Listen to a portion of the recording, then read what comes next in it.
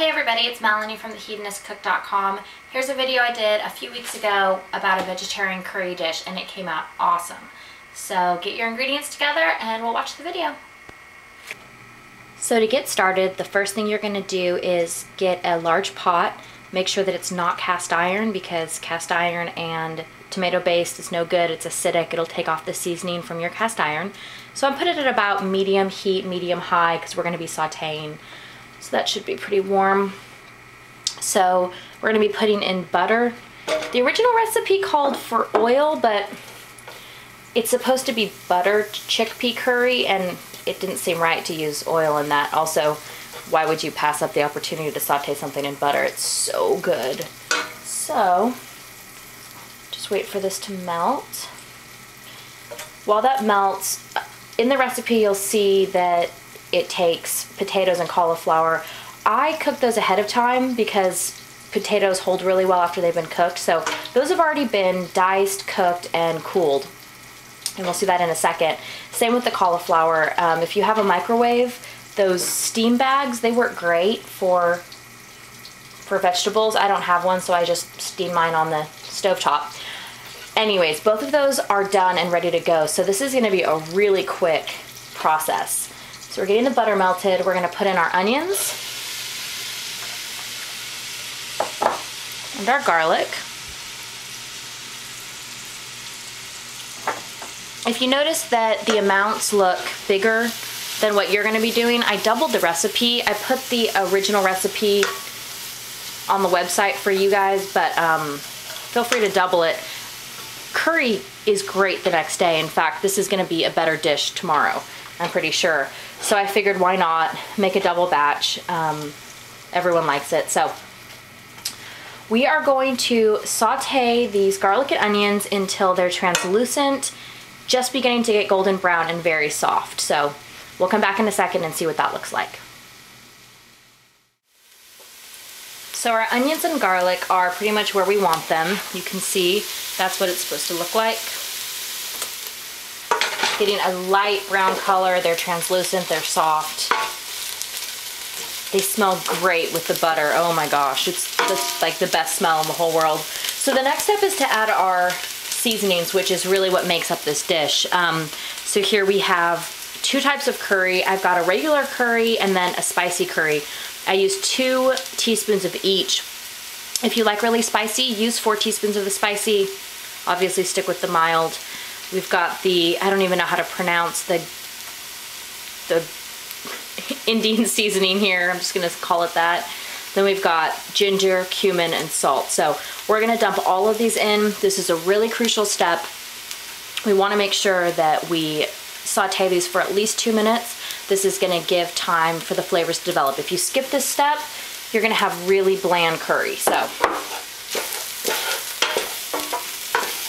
mix it all in here. If you've seen any of my other videos, you've seen me talk about this before, of how weird it looks to do this. It kind of looks like, well, I'll show you. Looks like a mess. Looks like it shouldn't be like that, but it's exactly what you want, and it immediately gives off this amazing smell. It's lovely. So you'll see in the recipe that it calls for chickpeas, potatoes, and cauliflower. This is a really versatile recipe. If you don't have, basically chickpeas are kind of the necessity, but even then, like if you didn't have chickpeas but you had potatoes, you could use the potatoes. If you don't have cauliflower, that's fine. I think I'm gonna be adding some peas in at the very end just to add some color, and because I have some that I need to use up. So you can really like do whatever you want. I know some people that'll put things like sweet potatoes in.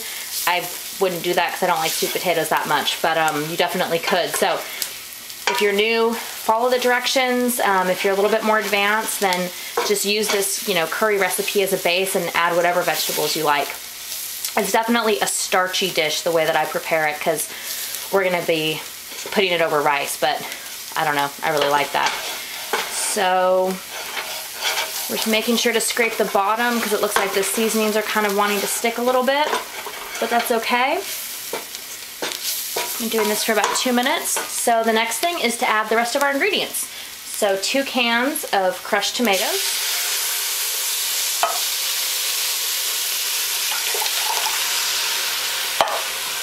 I'm using about 2 teaspoons of tomato paste. That's really gonna give it kind of a bold flavor.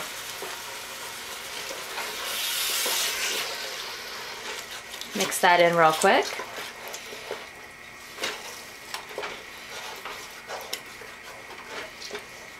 I'm gonna be adding our milk. I used 3/4 of a cup of half and half, and then 1/4 cup of low-fat milk. I just really wanted it to be decadent. If you're not doubling the recipe, then I guess you would do a total of half a cup. But I definitely think that if you're gonna go to the trouble to make something like this, just go all the way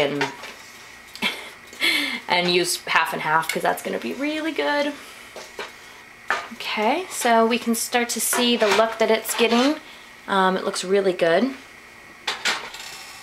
Adding in our chickpeas, otherwise known as garbanzo beans, our cauliflower, and our potatoes. So we're gonna wanna stir all this up. It says to simmer for 5 minutes. I'm definitely gonna be simmering it for 5 minutes, and then I'm gonna be leaving it on super, super low. I'm not serving this for a couple hours because I really want time for all the flavors to come together. And like I said, I have a feeling that tomorrow this is gonna be even better, but this is a great dish to make in stages. Like I said, cauliflower and potatoes first.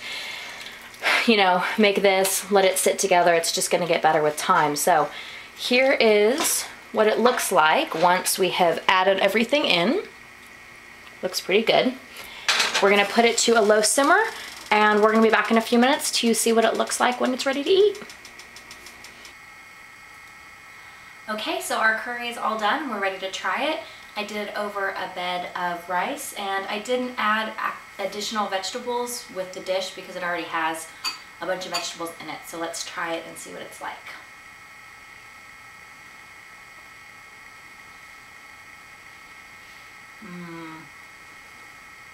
This is really good. It came out with just the amount of spiciness that I wanted. You can definitely feel the heat, but it isn't too overwhelming.